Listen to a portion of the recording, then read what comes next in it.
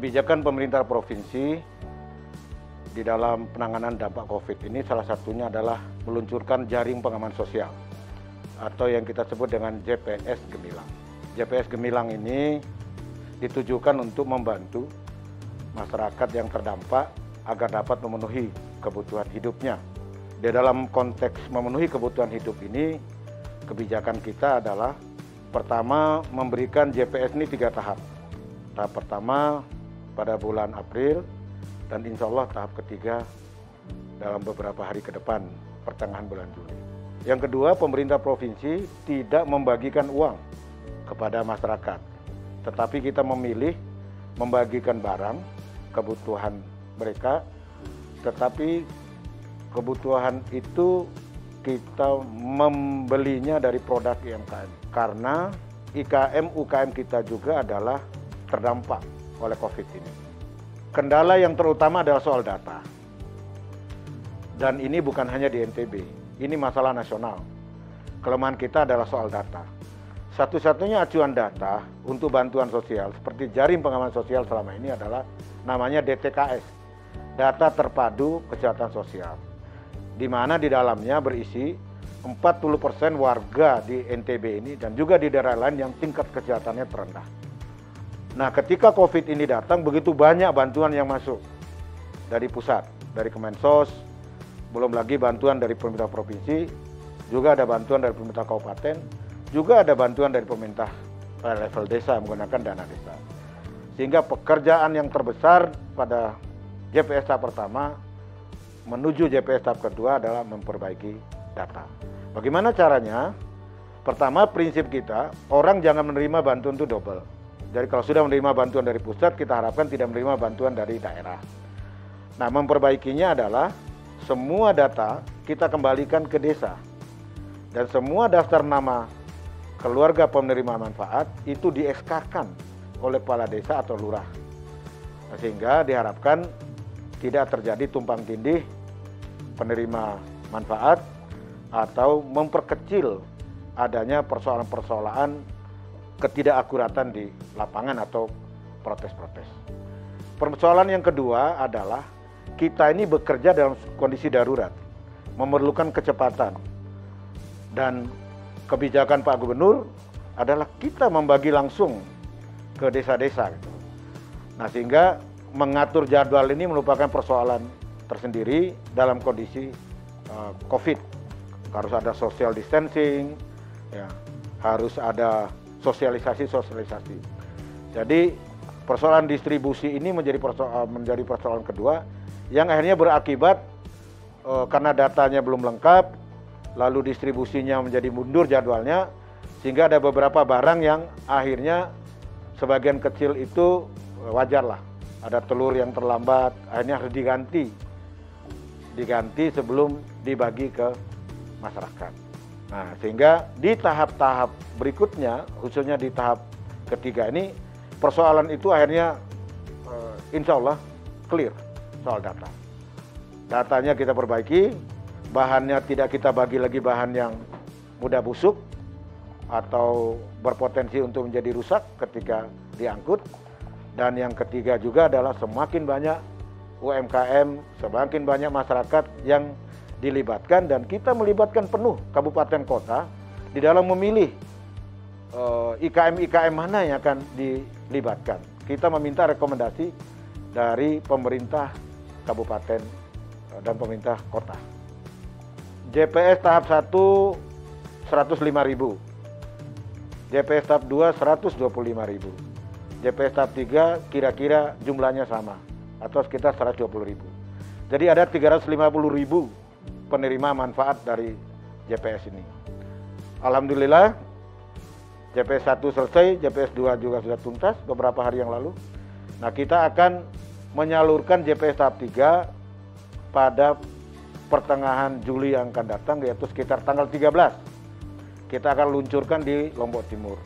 Dan selanjutnya kita secara bertahap akan meluncurkan ke semua kabupaten kota. Jumlah 120.000 itu kita rencanakan pada akhir bulan selesai, pada sekitar tanggal 27 Jadi mulai tanggal 13 sampai tanggal 27, JPS tahap 3 akan kita distribusikan ke seluruh masyarakat. Pada tahap pertama, pada awal-awal memang masih dalam proses, tapi setidaknya di tahap awal kita sudah mampu menghidupkan 200 UKM. Kita tidak pernah membayangkan bahwa ada UKM kita yang bisa membuat masker waktu itu, lalu APD dan lain-lain, termasuk bahan makanan. Alhamdulillah selesai. Pada tahap kedua, kita mampu melibatkan 535 UKM-IKM kita. Dan insya Allah pada tahap ketiga ini, kita terus melibatkan lebih banyak UKM-IKM kita. Melibatkan lebih banyak jumlah UKM-nya, ada pemerataan. Yang kedua juga menambah produknya yang akan kita bagikan. Sehingga pada tahap ketiga ada 3.271 UKM.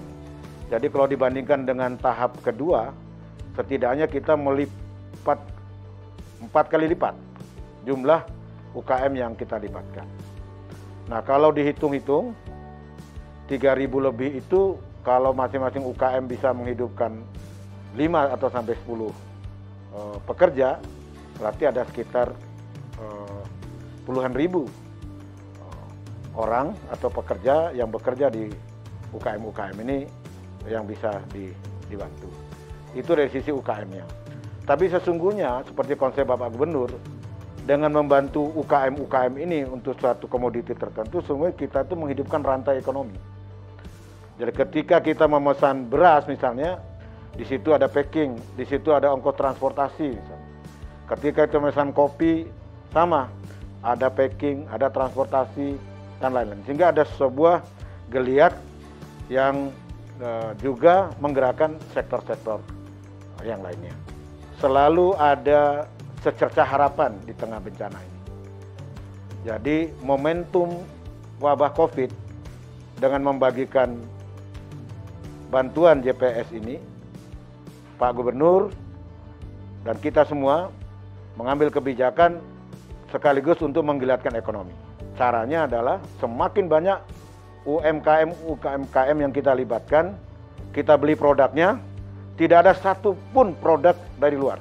Semuanya adalah produk di dalam daerah. Dan lebih khusus lagi, kita berharap produk itu dari kabupaten itu sendiri. Kalau beras untuk di Dompu, ambillah dari UKM di Dompu. Ikan kering untuk di Bima, ambillah ikan kering di Bima.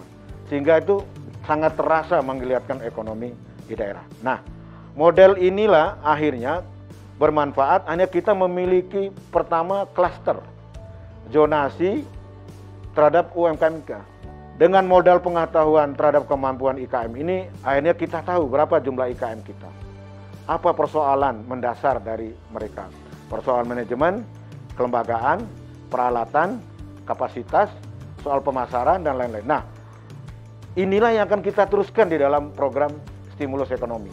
Jadi apa yang kita lakukan, pemahaman kita tentang UKM-UKM, ini yang kita lanjutkan di dalam stimulus ekonomi. Misalnya, UKM yang membuat minyak kelapa pada JPS tahap 1, JPS tahap 2, JPS tahap 3, kita bantu dalam stimulus ekonomi ini.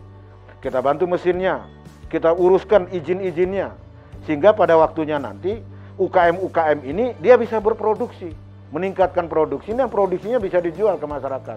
Tidak saja mencukupkan produk di dalam daerah, tapi juga bisa menjualnya keluar. Nah, ke depan produk-produk pertanian kita, abon, kopi, ikan kering, teh kelor, dan mereka sekarang hidup dan tumbuh. Nah, oleh karena itu, kesimpulan dari apa yang disampaikan ini bahwa JPS Gemilang adalah sebuah langkah awal menggeliatkan ekonomi di tengah pandemi. Terkait dengan distribusi JPS Gemilang tahap ketiga, yang pertama kami menyampaikan terima kasih dan penghargaan pada seluruh Bupati Wali Kota NTB, seluruh Kepala Dinas Sosial, seluruh Kepala Perangkat Daerah yang terkait, dan lebih khusus lagi terima kasih kepada Pak Camat, Pak Kades, dan Pak Lurah. Kita masih punya satu tugas berat lagi, adalah menyalurkan JPS tahap 3. Mudah-mudahan dengan bantuan Pak Bupati, Ibu Bupati, Pak Wali Kota, dan Pak Camat, Pak Kades, dengan pengalaman yang kita hadapi pada tahap 1 dan tahap 2, insya Allah dengan bantuan Bapak Ibu semuanya, JPS tahap 3 ini akan diterima oleh keluarga penerima manfaat sesuai dengan yang kita rencanakan. Terima kasih.